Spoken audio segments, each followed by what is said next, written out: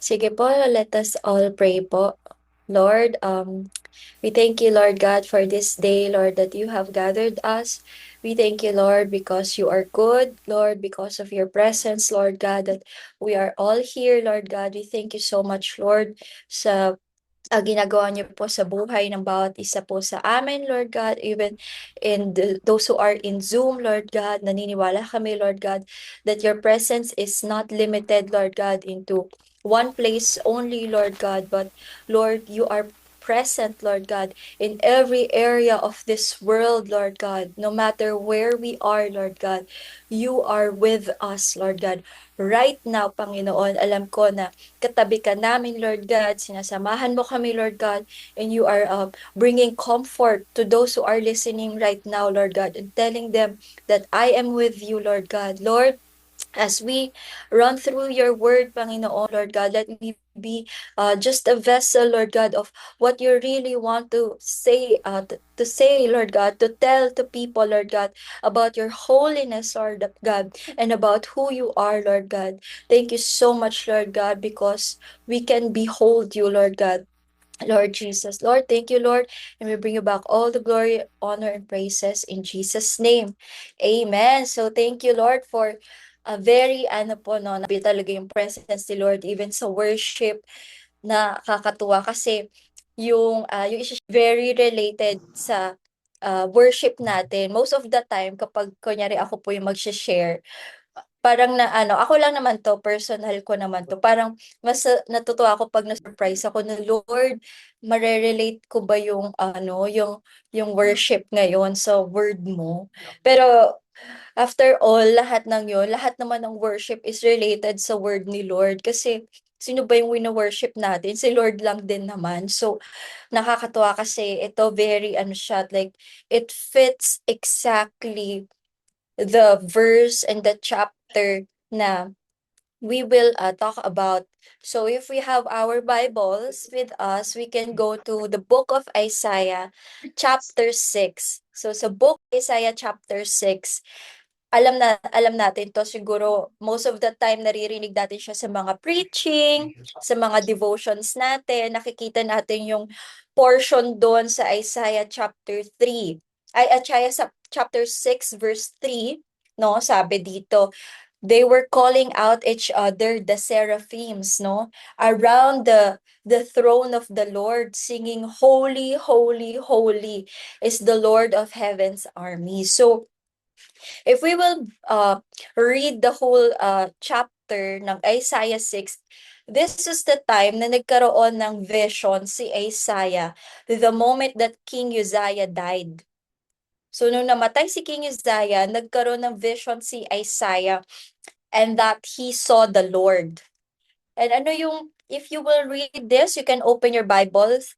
Sabi dito, "It was in the year King Uzziah died that I saw the Lord. He was sitting on a lofty throne, and the train of his robe filled the temple." Imagine, let's just imagine that one part of the verse na sinabi ni Isaiah, nakita niya si God. He was sitting in his throne in heaven, and the train of his robe, the white robe of God, filled the temple.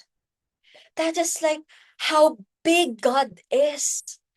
Grabe na yung damit niya, his robe, it actually filled, napuno niya yung temple. That's how big God is. Sabi dito ni Isaiah, nakita niya, attending him were mighty seraphims. No? Nakakita na ba tayo ng seraphim? Baka hindi natin kayanin kasi syempre, 'di ba? Itong mga seraphim, it's like a different kind of angel. Hindi siya yung angel na parang nakikita lang natin na on how the world views it, but it's so heavenly. It's so heavenly, it's beyond our perception, to the point na kailangan ata natin mag-fasting for 40 days bago i-reveal ni Lord ano bang itsura ng seraphim. At syempre depende yun sa will niya, no, kung dadalhin niya tayo sa langit at bibigyan niya tayo ng vision. But no one has literally, like, I mean, sa atin, no, here with us in this church. Kung meron man, wow. But like, have we ever like seen this kind of glory, no? Na ito pa nga lang eh, like we're talking about seraphim, it's like the fact that God can reflect his glory to his creation is ano, parang it's like it's so mind-blowing. So this glorious creation, no, they are worshiping their creator, the God of heaven and earth. Sabi, each having six wings. So meron silang six wings. Hindi ko na alam paano natin ipipicture yan. But like with two wings, no, dalawang wings, they covered their faces. And with two, they covered their feet. And with two, they flew. And then and this glorious creatures or creations of God, they were calling out to each other. Sabi nila, holy, holy, holy is the Lord of heaven's armies, and they are like worshiping the Lord for eternity, all the time, all the days of their life. Sabi, and the whole earth, yung buong earth is filled with his glory. And seeing this, no, 'di ba sabi ni Lord sa Bible, he has made the man a little lower than angels. Ibig sabihin po, angels are smarter than us. They are created to be wiser than us humans. So imagine tayong mga tao, ang dami nating logic, ang dami nating parang hinahanap na facts on to prove that God is real. But ito nga, angels, they are smarter than us. They know very well who God is, and yet they worship Him. Diba? They don't even need proof to worship the Lord. And they call Him holy, holy, holy. Tapos tayo, parang totoo ba talaga si Lord? Ano ba talaga yung totoong translation ng word ni God? Bakit ganito? Angels who are smarter than us worships the Lord, the God of heaven and earth, 24/7. And us, who are we as humans to question the existence of our very own God? Sabi dito in verse 3, the whole earth is filled with His glory. Kahit na dyan ka nga lang sa loob ng bahay o sa loob ng church, the very thing that keeps this wall intact is the Holy Spirit. Kaya nga may tinatawag yung mga ano yung mga scientists, 'di ba? I forgot the term, pero meron silang tinatawag na X, no? Parang yung X na yun yung energy na in between the atoms, may space pa rin. So basically, even the atoms, they cannot like literally be together. Hindi sila magkadikit as we think it is. Hindi sila magkadikit. Atoms are like, there's this magnetic um energy between atoms that they cannot like parang magkadikit sila. There's something that's holding them together to be firm and solid whenever we touch something, and that is the Holy Spirit. But in science, they called it like X, no? X kasi parang sabi nila, hindi pa namin kasi ma-figure out. It's so easy. You can figure it out. Open your Bible. It's the Holy Spirit that keeps us all together. And this is the presence and the glory of God. Ibig sabihin, even if you just look at the solid thing, minsan iniisip natin, Lord, hindi kita maramdaman. Hawakan mo yung pader. That's where the Holy Spirit is. Because the energy and the strength of the Lord is so strong that it keeps the walls of your house together. Nasabi ng mga scientists, if this energy will be taken away from any solid thing, or this energy will be taken away from any building, any solid thing, sasabog siya. There will be like a mass, parang sasabog siya, mawawala yung earth. Mabubura tayo. It will be just like this energy will consume us. Na mawawala tayo. We will be just like dust. That is how powerful the Holy Spirit is and the glory of the Lord is. And that same glory is what filling this earth right now. And then sabi dito in verse 4, Their voices, the voices of the seraphim, shook the temple to its foundations. Nag-shake talaga, as in nagkaroon ng parang earthquake, and the entire building was filled with smoke. And then Isaiah, seeing this vision, the glorious vision of who God is, instead of praising with the angels, ano yung response ni Isaiah? Di ba tayo parang iniisip natin, Lord, ano kayang, di ba meron tayong song na, I can only imagine what it would be like. 'Di ba? Pag nakita na natin si Lord, what it would be like, Lord, if I see you, like, 'di ba? Surrounded by your glory, what will my heart feel? Will I dance in your presence? Or in awe of you be still?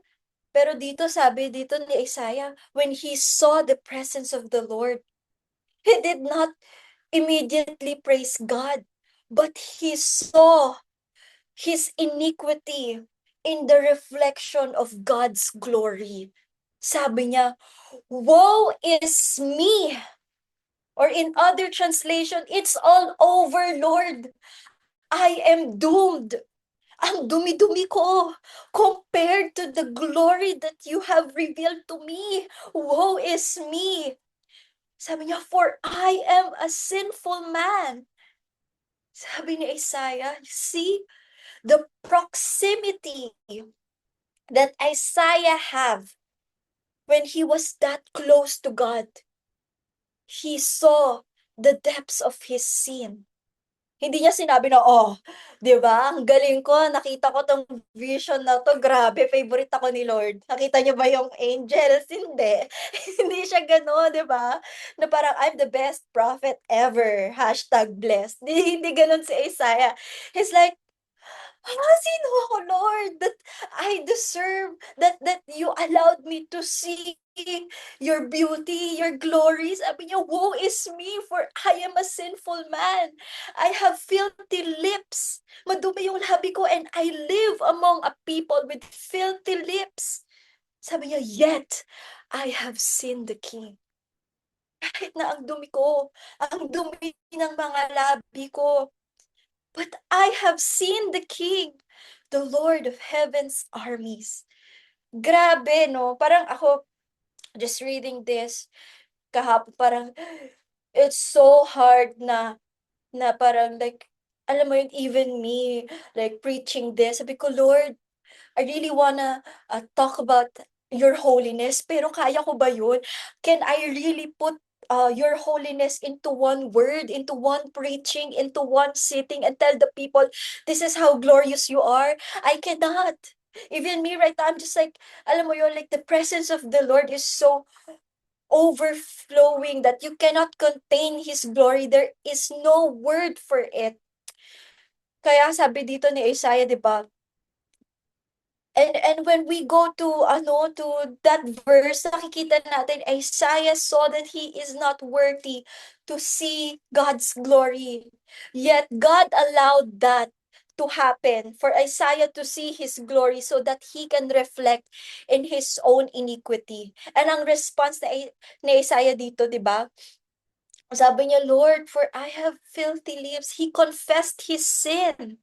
And because of that confession, sabi in verse 6, one seraphim flew to me with a burning coal he had taken from the altar with a pair of tongs. He touched my lips. With it, he said, see, this coal has touched your lips.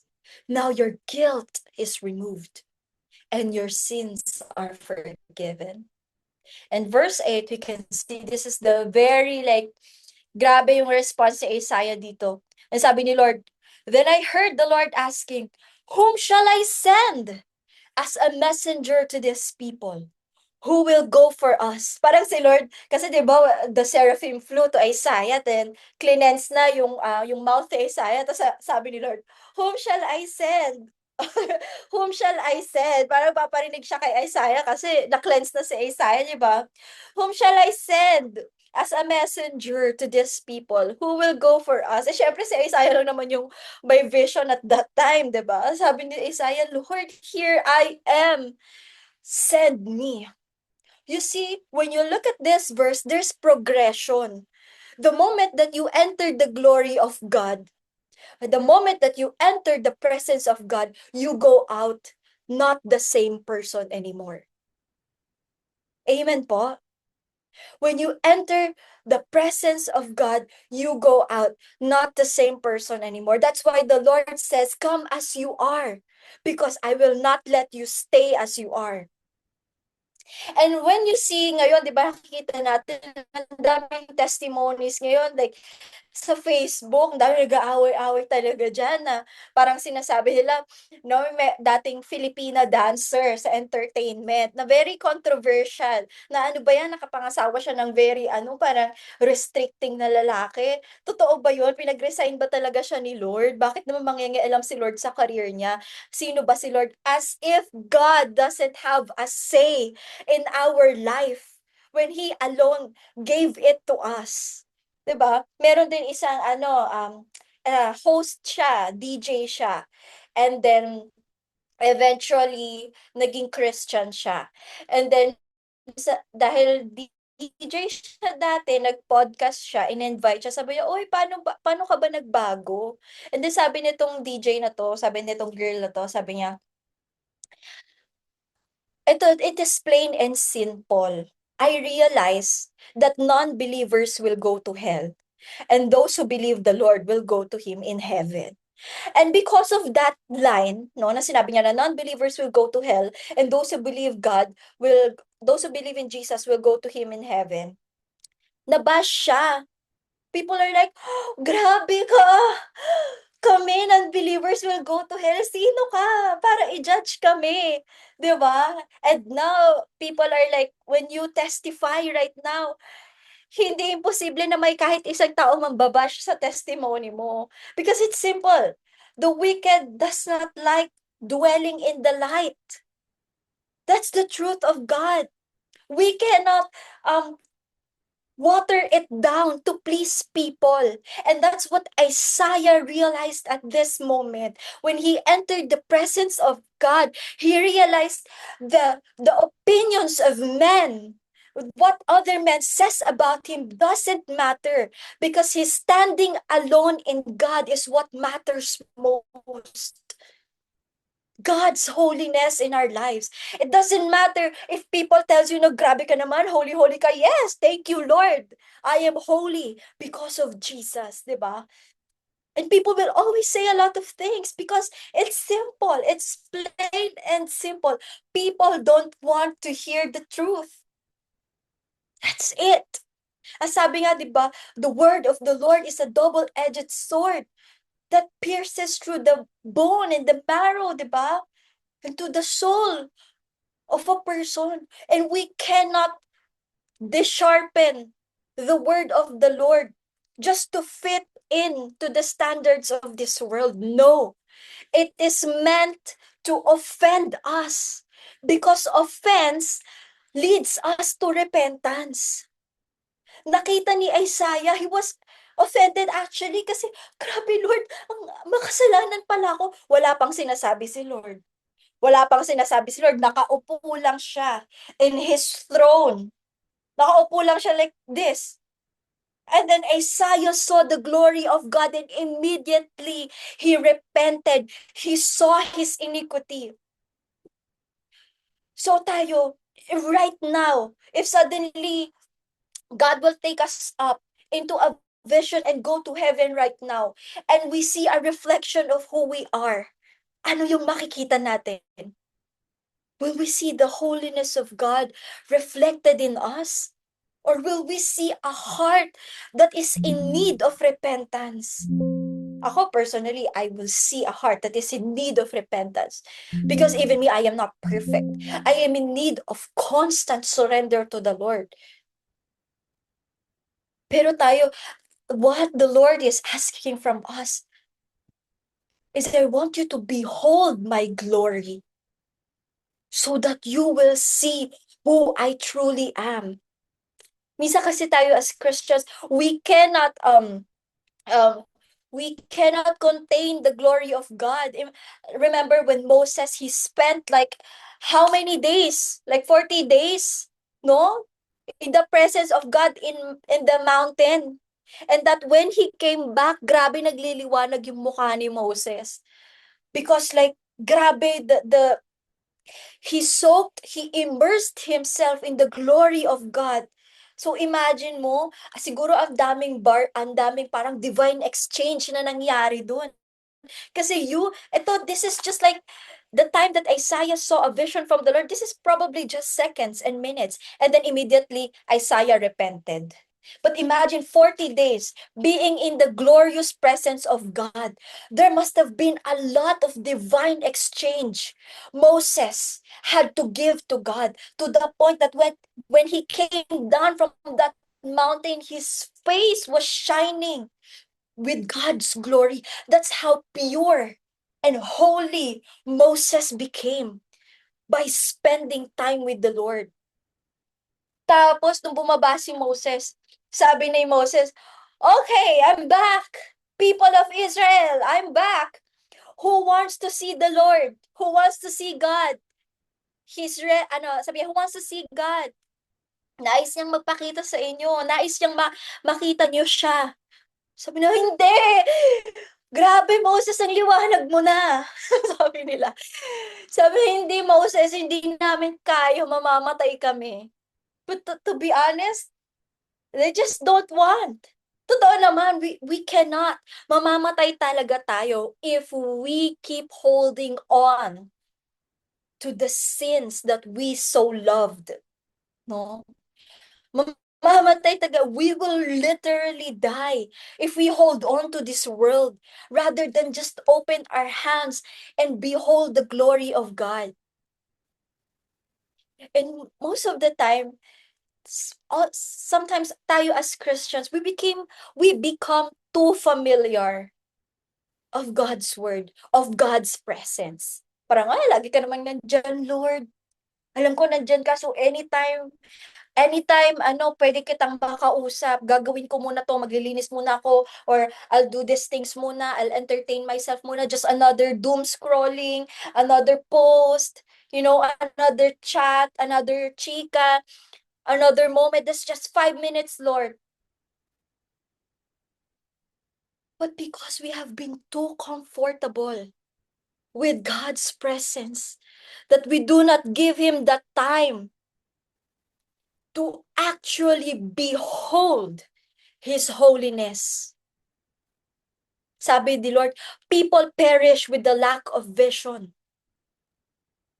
Nawawala tayo. We perish because we do not behold, we do not have a vision of who God is. We do not understand His holiness. We think when we hear the word holiness, it's just being pure. It's just being clean. But God's holiness is meant to be beheld, to just simply sit and like look.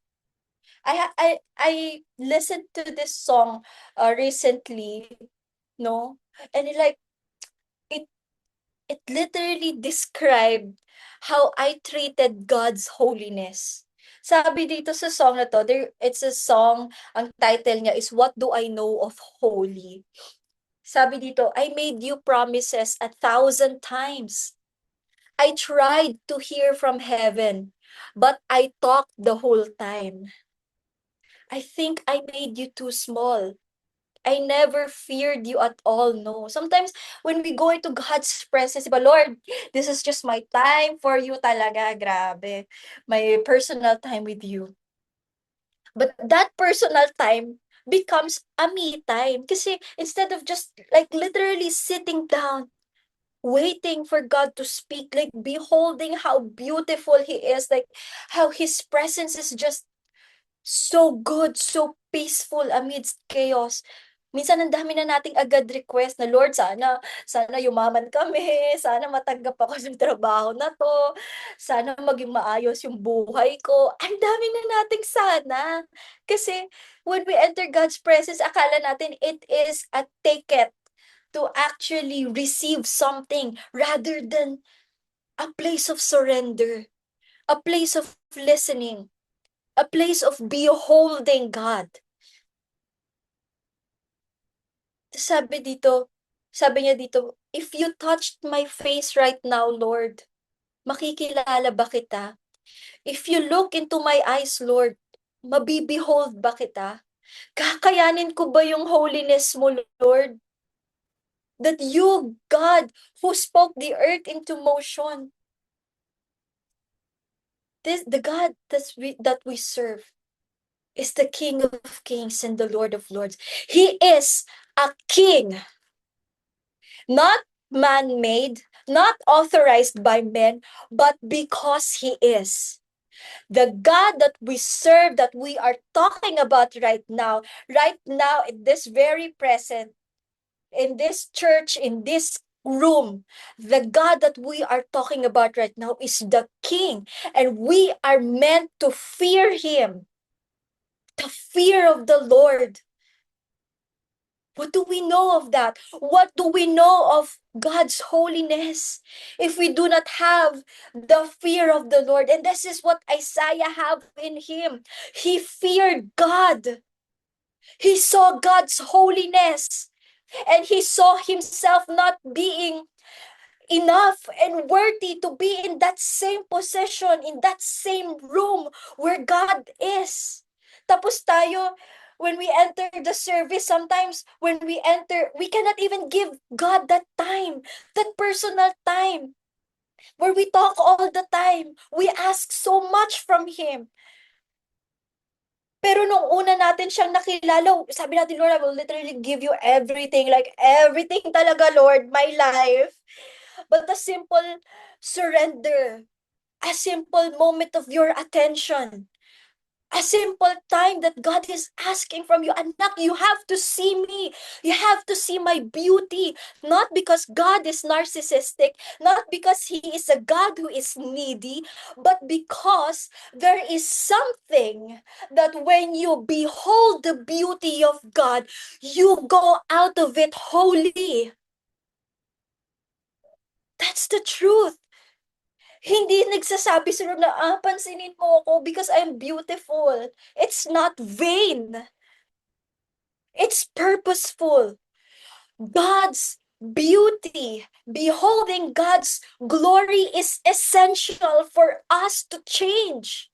Kaya tayo, nagtatanong tayo, tagal ko nang nagre-repent, ang tagal ko nang gustong magbago, Lord, pero bakit ganito pa din ako? I still struggle the same sins. I still think the same things. It's because you do not behold God enough to see His holiness. You shift your focus from your iniquity to how holy God is. And that's when the divine exchange will come. And I realized that, sabi ko, Lord, you know what? I'm done talking. Sabi ko, whenever, nung bata ako, kasi I grew up knowing God, di ba? Sabi kasi, di Lord, diba? Teach the children in the way they should go. So thank you. Thank God for my parents, diba? And they will not depart from it. Even though I had questions, but because I was taught on how I should go, but by the grace of God, I did not depart from the word. I sought God. Sabi ko, Lord, I realized I talked this whole time in all my teenage years. I keep bargaining. I keep asking too much. But I never really know what kind of holiness you have, how holy you are. Sabi dito ng mga seraphim, holy, holy, holy. And if we translate it into Hebrew, they have this literacy, tawag dito, they have this literacy design in them that when they repeat something, it talks about how pure and deep it is. Kaya di ba pag makikita natin sa mga sermon ni Jesus sa Gospels, laging sinasabi ni Lord, truly, truly, I tell you, nire-repeat ni Lord 2 times. Because whenever he repeats it 2 times, it means truly, truly, your attention, this is true, very true. Then anything you ever have known is true. This is the truest of all. Kaya truly, truly, di ba? And then this seraphim in Hebrew, they did not repeat holy just 2 times. They repeated it 3 times, meaning making it complete.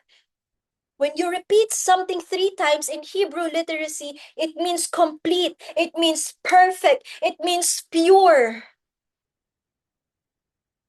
it means excellent, essential, absolute, total. You cannot add to God's holy anymore. He is alone holy. Kaya makikita natin dito, we will see sometimes as Christians how we treat God. When we look at the book of Matthew, we see a rich man. We are told about a rich man there in Matthew chapter 19, verse 16 to 22. Sabi dito, there is this rich man who have everything, no? And then he saw Jesus. Lumapit siya kay Jesus. Sabi niya, Jesus. Sabi niya, 'di ba?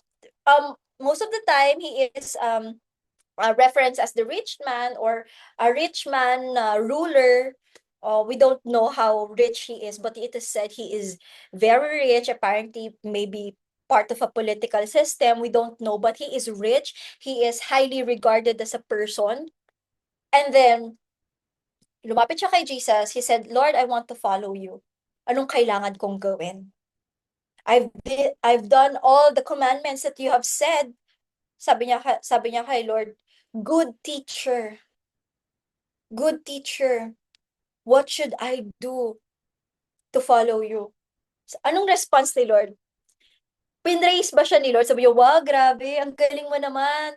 Naubos mo talaga yung 10 Commandments. Ang galing mo talaga. Perfect ka na. O, sige, sama ka na sa akin sa langit. Pinraise ba siya ni Lord doon? Or, nung sinabi niya ba na, good teacher, ginawa ko to, anong kailangan kong gawin? Sinabi ba agad ni Lord, oh sige, follow me. Follow me. Okay ka na. Check ka na. No. Ano sinabi ni Lord? Why do you say that I am good? If God is the only one who is good. He did not care about how many commandments that person fulfilled.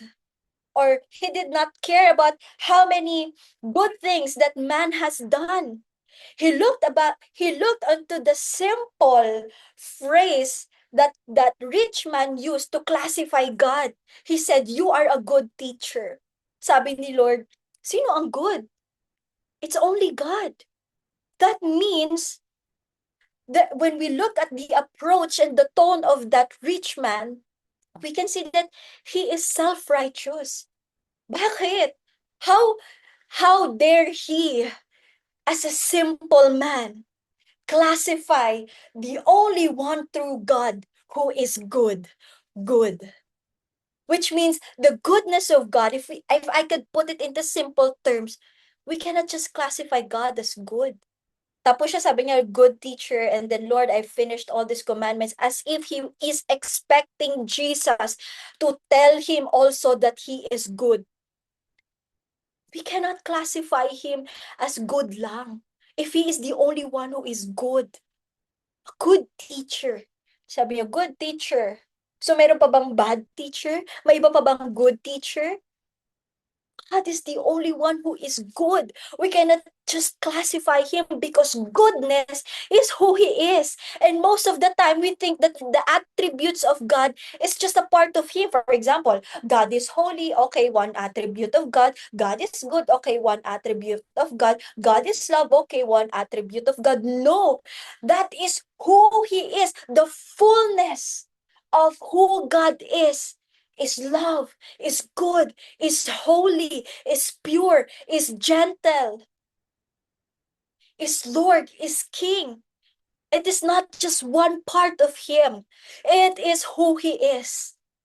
Hindi siya parang kagaya natin na, describe mo nga ako. You are cute, you are simple, stay what you are. Di ba? Stay cute, stay good. Di ba? Stay mabait. Oh, pero sa totoo lang, di mo talaga tayo forever or like the whole time, 24/7 mabait. Tama? O, aminin natin yan. Marami tayong talagang binabago si Lord sa atin.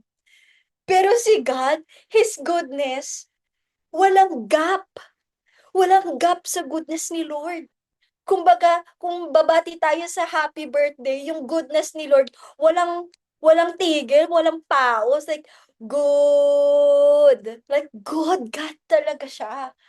Kaya nga 'di ba, sabi dito, if God is good, then he is God.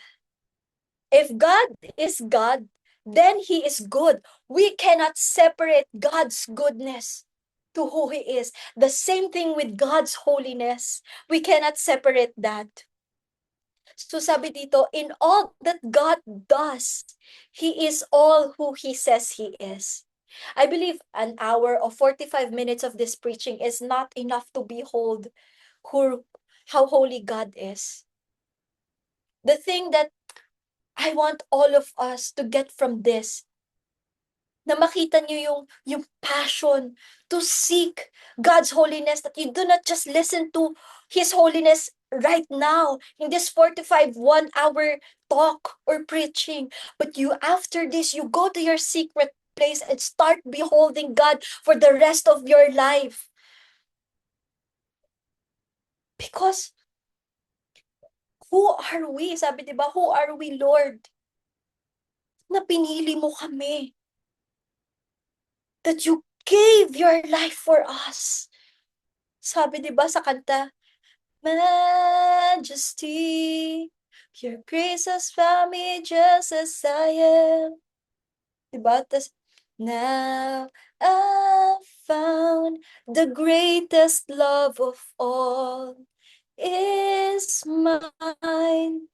The greatest love of all is yours. Is ours to have, to behold. Grabe! Sino tayo? That the King of Kings chose you and appointed you for such a time as this, that you go out and tell people how good He is. That's exactly what Isaiah experienced. He repented. He saw his sin. He saw the God, the King of all the universe and earth, chose him, despite of him becoming a sinful man. And that's the reason why Jesus Christ died for us. That the moment that the blood of Jesus cleansed us, it is the moment that you are chosen for such a time as this, because your iniquity purged. The moment that you receive God, the moment that you receive God's salvation, the next question that the Lord has for you, whom shall I send? Whom shall I send?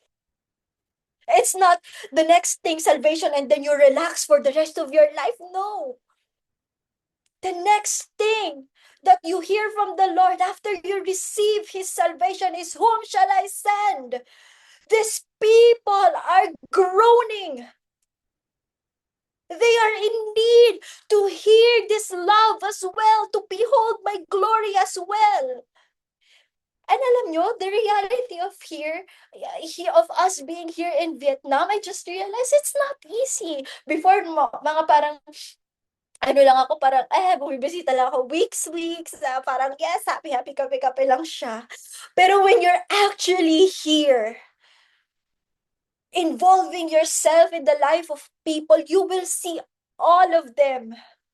They're groaning. Partida Vietnam pa lang to. How much more in the tribe, in the areas where they do not know God, or in the areas that the God they have known all their life is legalistic, or the God that they have known is just good, puro grace lang. We are responsible of telling people the reality of who God is. That is our responsibility. It is a mandate. It is not something that you choose yes or no. It is a mandate that the moment that you receive God and His love and His salvation, it is not meant for you alone. Commercial. Parang ano lang yan, kanta, no? After we die from ourselves, we multiply. So parang we don't die, we multiply. Oh. Parang Jabberwockies lang. Pero that's the truth, di ba? We don't really, after we die, we multiply. We should. Because that is our how God created us. Hindi siya parang, it's not just a physical thing na humayo kayo at magpakarami, but to feel the kingdom of God for those people who are actually groaning. And then that is what exactly what I saw here. Yung akala nyo, pag Vietnam, parang, oh, the people here, mabait sila, very respectful. Well, yes, it's the same people lang din in the Philippines. But, you know, you also experience parang racism kasi you're not, tayo kasi, ewan ko, maybe it's a gift from God na very welcoming tayo. Yun yung maganda sa atin, that we have been founded by Christian foundations and we just need to like actually align it into the word of God, no? Dito kasi they're not founded in Christianity. So when you're different, you're literally different. See, parang, alam mo yon, different ka talaga. Minsan matatawa sila, no? Parang, the lifestyle the success that they believe is not from the Lord. Yung success nila is talagang richness, comfort in life. Kaya makikita mo mga tao dito, grabe di mo ma-reach, ang yayaman. Kahit na parang sakto-saktuhan lang sila, hindi, kailangan yung makitang mayaman talaga sila. And when like you're parang pag different ka, parang hindi ka in, ganon. The amount of times na minata kami ng mga tao dito just because, I don't know, maybe because we're Filipinos, sobrang dami. Kahit naranasan din namin ni Luis yan nung kailangan kong mag-extend ng stay ko dito. Grabe, like, alam mo yon kapag Filipino ka or like ano ka, hindi ko inaano to para magkaroon tayo ng hatred sa kanila. Pero nung una parang naiinis ako, parang grabe Lord, kaya kailangan talaga mag-step up ng Pilipinas eh. Parang kung matahin ka nila, parang ano ba, umalis ka nga. Ang liit mo na nga, naliliit ka pa. Parang sobra na Lord, grabe na talaga to. Pero alam mo yun, alam mo yun, minsan kahit qualified ka to be in that job position, pero kung hindi ka maputi, hindi ka, we would say from the West, no, you're not like accepted talaga. Parang they will treat you according to how they want to treat you as a human, pero not into what the qualifications that you have. Hindi, parang deadma sa'yo. Minsan, may makikita kang ganon, praise the Lord, mga Kristiyano na talaga. Pero what I'm saying is, there is this in need of love for these people. Siyempre, gagantihan ko ba siya ng, ano, nire-racist mo ko, pero tatarayan mo ko, dapat tarayan din kita. Gagantihan ko ba sila ng ganon? This same people who hurt you, no, they are hurting as well because they don't understand what love is. They don't know God. They don't know that the one thing that unites us is Jesus, not our success, not our race. And if we could just realize that all creation is groaning. When we say groaning, umiiyak. Kailangan nila si Lord, ipapakita ng mga tao sa'yo, okay buhay nila. But when you look deep within the lifestyle they have, I cannot bear to think. Lumaki sila that they do not know Jesus. Hindi ko kaya yun. Ako, I grew up already knowing that purpose. I'm blessed to actually like grow up in a Christian family. It's a blessing. And now, I need to share this blessing. It's my responsibility. Hindi to parang, okay, Christian na ako, lumaki akong Christian, like, don't touch me. Hindi. Because I grew up in a Christian family, then you are responsible to share the reality of who God is. Kasi you already have your whole life experiencing and knowing the reality of God. Ngayon, responsible ka. Responsible tayo and yun yung gusto ni Lord na marinig sa atin. And immediately after Isaiah repented. Sabi ni Lord, whom shall I send? And when we look into what Isaiah said, he said, here I am, send me. There's actually a Hebrew translation to that. It's a response called hineni. Hineni, no? Hineni said, only after Isaiah is awestruck. Hineni, when we say hineni, yung spelling niya, just as how I am saying it. Hineni. He is awestruck, convicted, cleansed. Does he hear the voice of the Lord asking, whom shall I send? And Isaiah's response is immediate. Here I am, Lord, send me.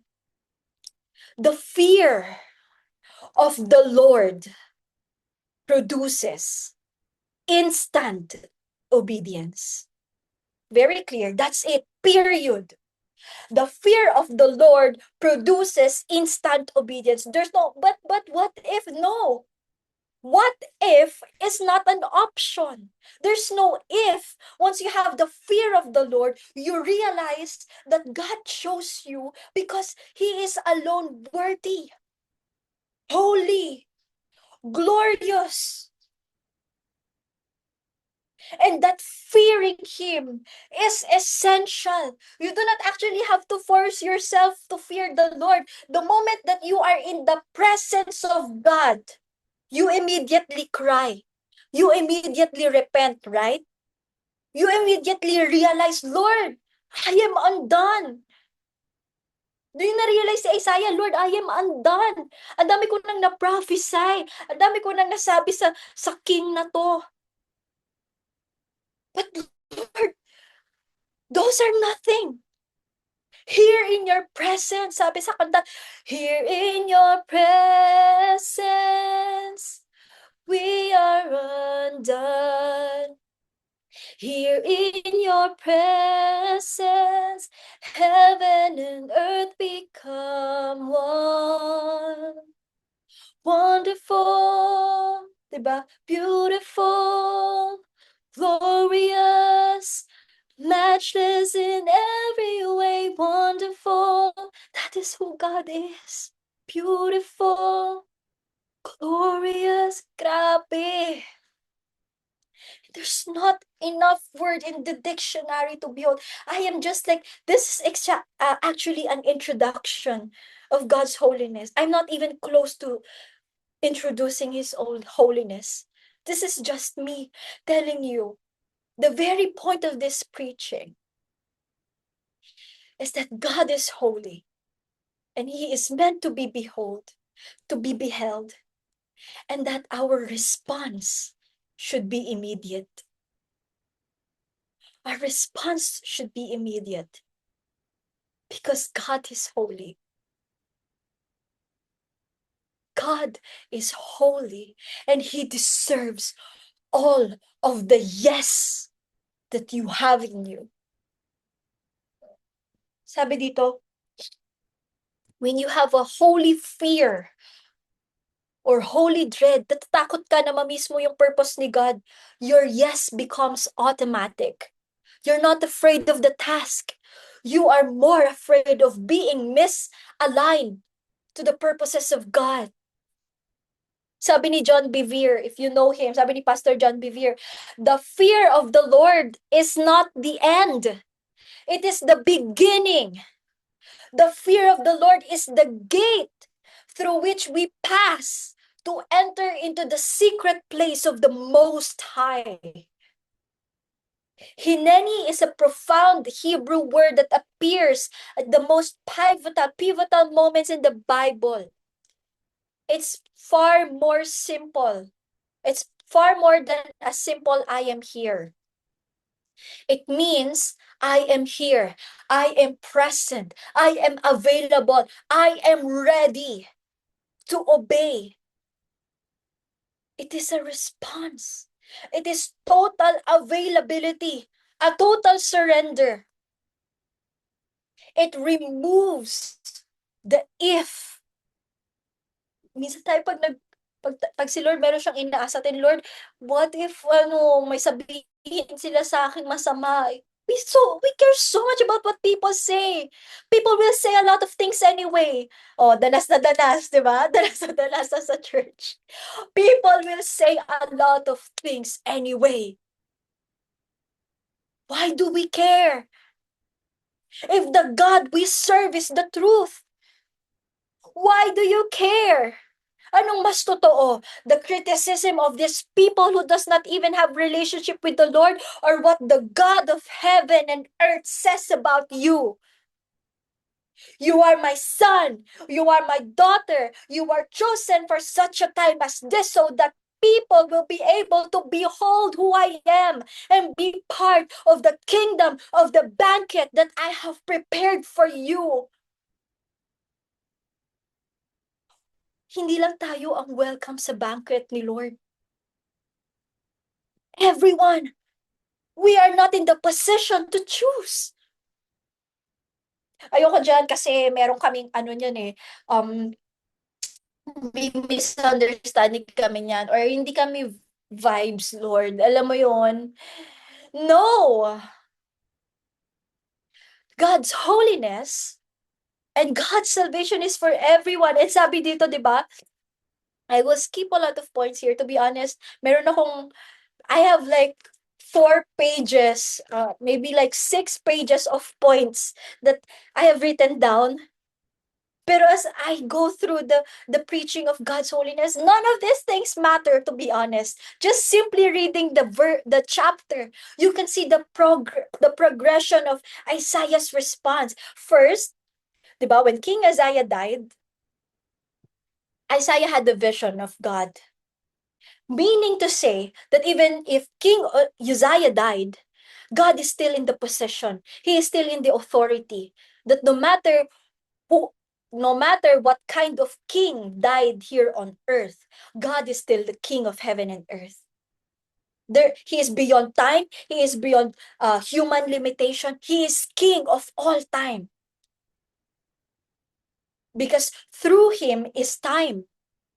Tama po ba? Naiintindihan po ba natin? So, even after King Uzziah died, Isaiah had a vision. God is still on his throne. The authority is not taken away because the authority is God. Amen. And after that, after having being revealed that God is still on his throne, Isaiah opened his eyes, and there are these angels who are smarter than us, proving that even this kind of creatures, this creation of God who is smarter than us, can prove that God is holy. And then he heard the praises of the angels, holy, holy, holy, the absolute, perfect, total holiness of God. And after beholding that holiness of God, he immediately respond in repentance. And after confessing, after repenting, purification and sanctification enters in. And after Isaiah was sanctified by the coal, by the burning coal, that's when God asked him, whom shall I send? Sabi ni Lord, di ba, dito, whom shall I send as a messenger to these people? Who will go for us? And Isaiah said, here I am, send me. After seeing the holiness of God, the immediate response is the fear of the Lord and repentance, and then immediate obedience to God. And that is the very point of this.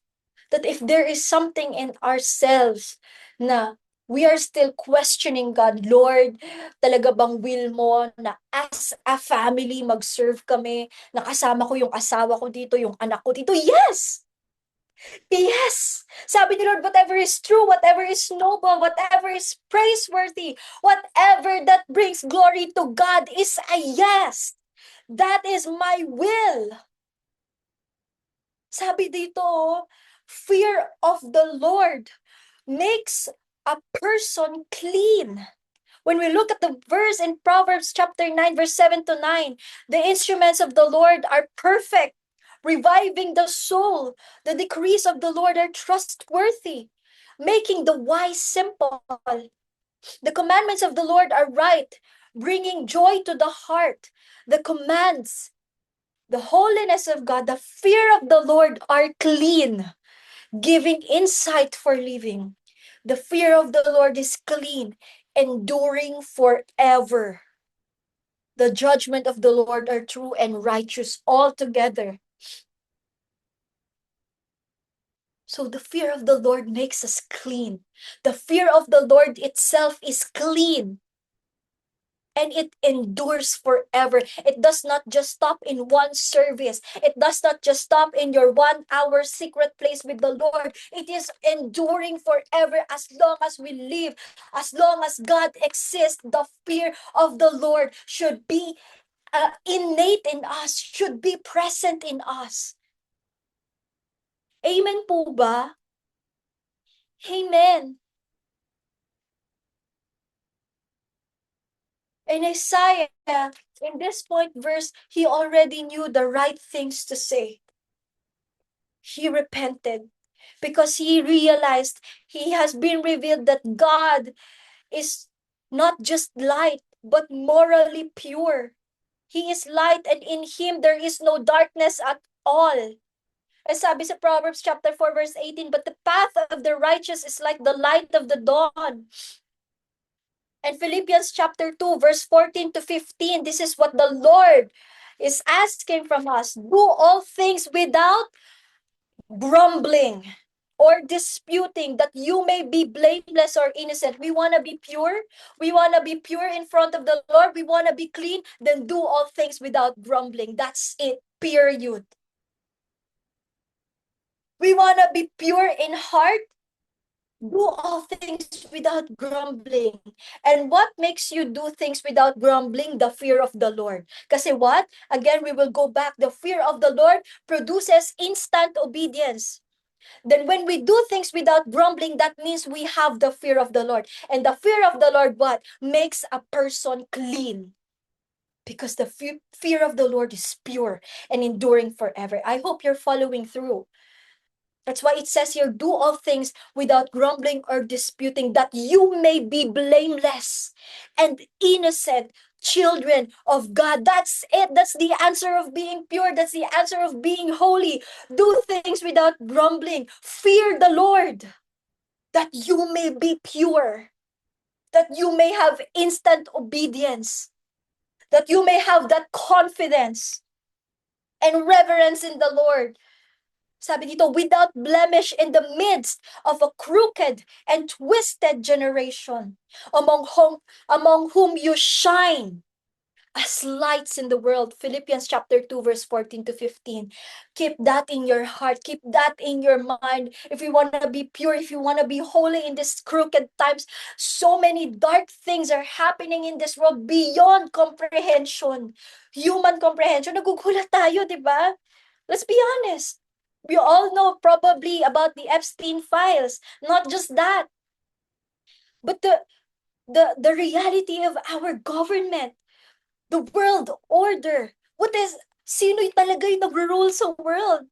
Diba? Kaya nga sabi, the ruler of this world is the enemy. Kasi totoo yun.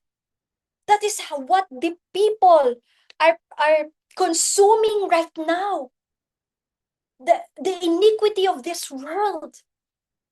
And there's so many people subconsciously, they do not know they're actually doing the will of the enemy kasi they do not know God. No one has been telling them it's wrong. Kasi masabihan lang tayo na, grabe ka naman, nakaka-offend ka. Tayo din, na-offend tayo as Christians. No, that's the truth.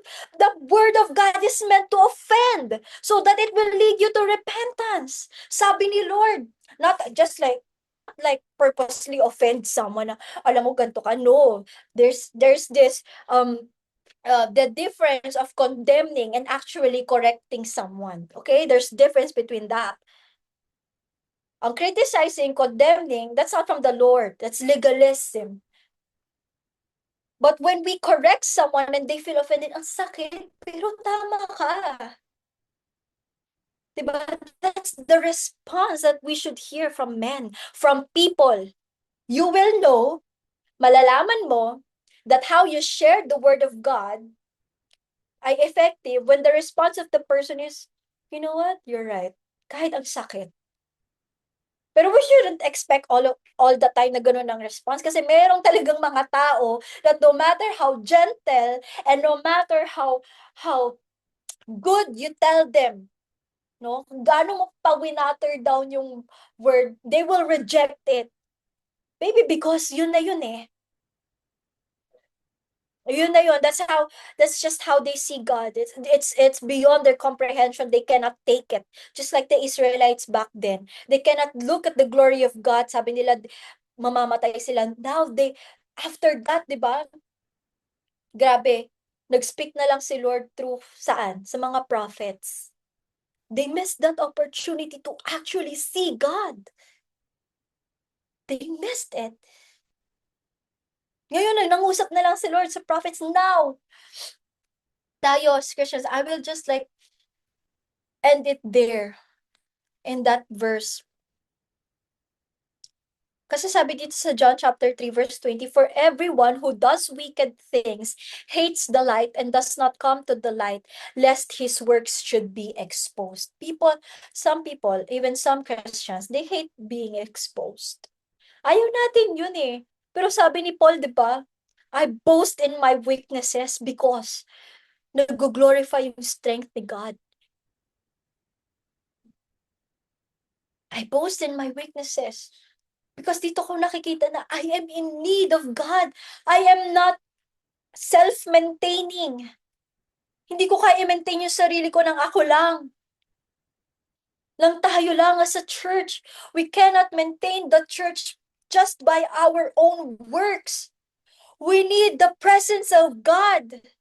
We need the fear of the Lord. And that's why, di ba, sinasabi ni Daddy, as a church, mag-pray tayo. Let's pray inside the church. Let's pray for the church. Let's pray for the broken. Marami kasing Christians, they're very proactive in politics, but they do not know how to pray. Marami namang Christians that they pray so much, they do not know about what's the reality in the world na. We need to be balanced. We need to know what's happening and then respond in prayer. Not be too spiritual, not be too realistic or like legalistic. We need to be balanced. And that is essential for us. When we fear the Lord, He gives us wisdom. You ask me, Anna, but how do we do this? How do we, when you just simply sit down in God's presence and actually just behold Him, you sit down in God's presence, first of all, you have to be intentional. Don't expect any hype na, uy, kailangan ma-feel ako ni Lord kapag speaking in tongues ako right now. No, don't ask that. You can ask, but like, that's not the point. Okay? The point is not you being slain in the spirit. The point is you beholding God's holiness. You are not the point. We are not the point. The benefits of following God is not the point. The point is following God. Period. Yun na yun. And the rest what? Seek ye first the kingdom of God, and all these things shall be added unto you. Pero, if we will add the verse from Daniel, sabi niya, even if, Lord, hindi mo ibigay yung hinihingi ko sa'yo, I will still stand firm and follow you, Lord.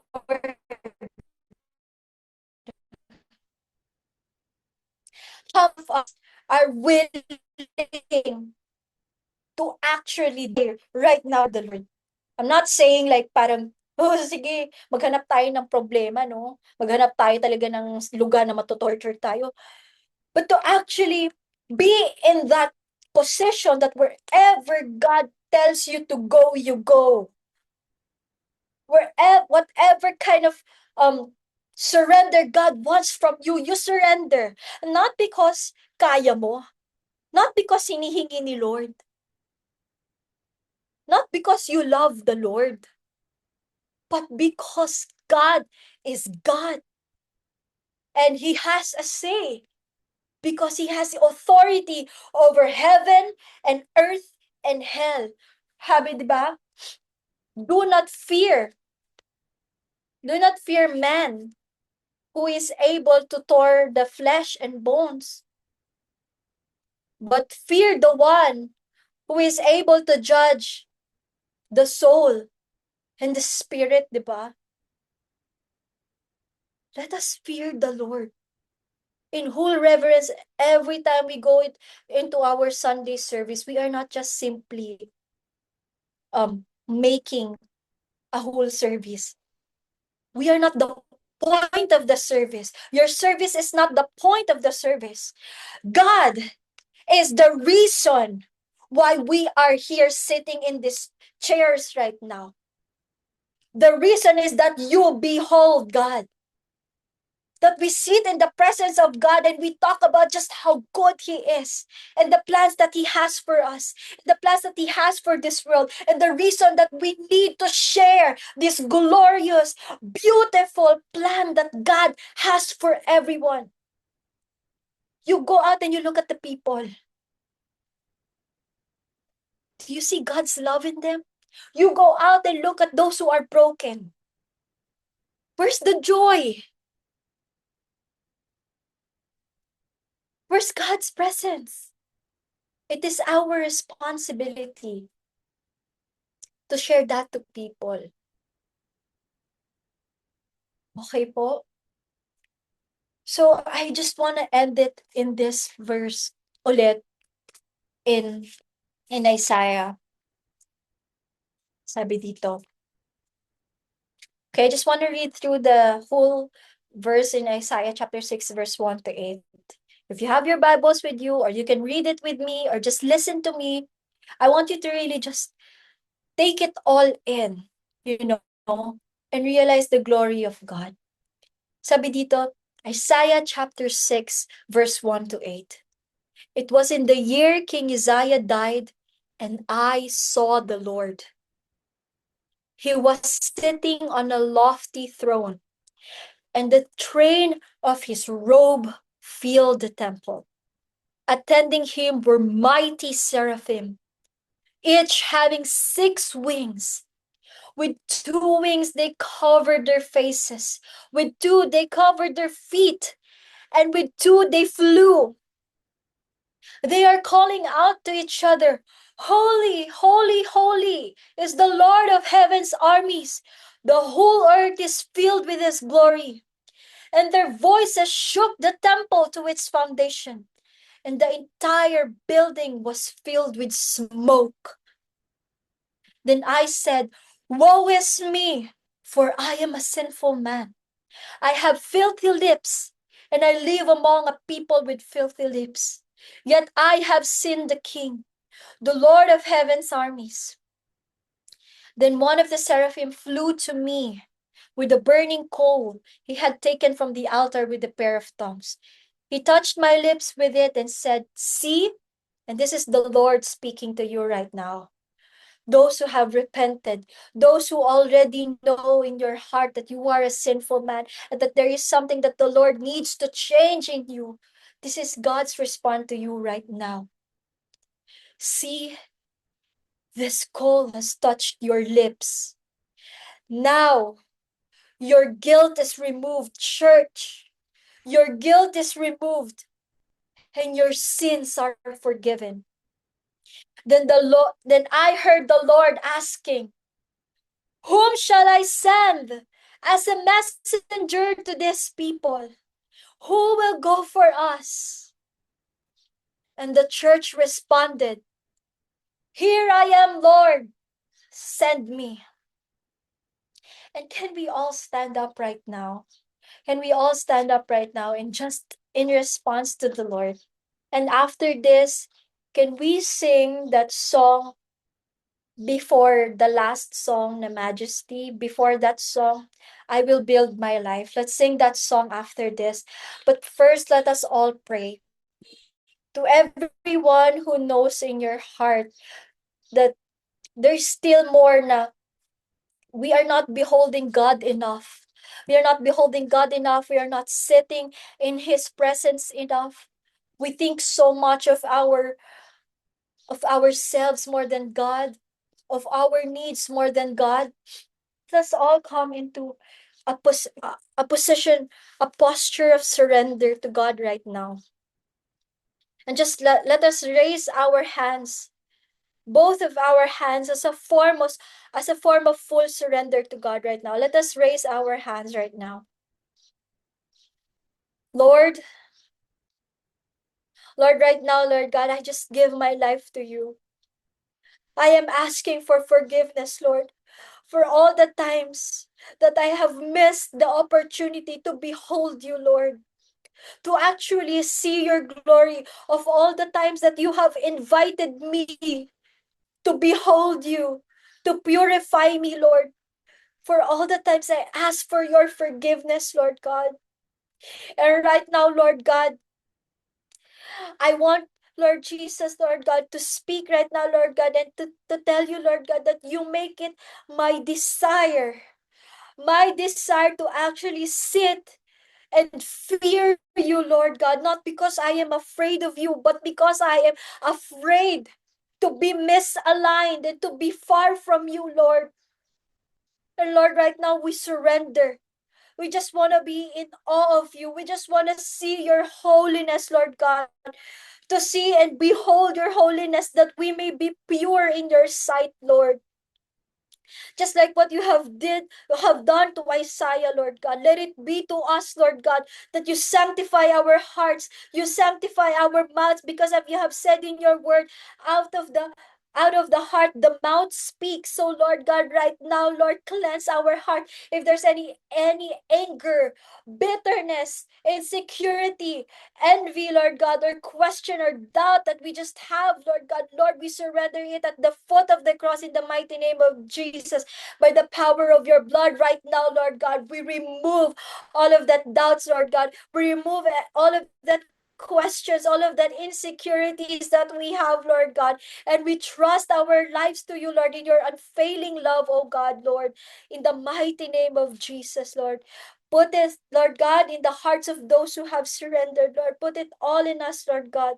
The fear of the Lord in the mighty name of Jesus, Lord God. And Lord, be glorified, magnified, Lord God, in our lives as we worship you. Let this be our covenant to you. In the mighty name of Jesus, we pray. Sige po, let us worship the Lord. May we call on our worship leader,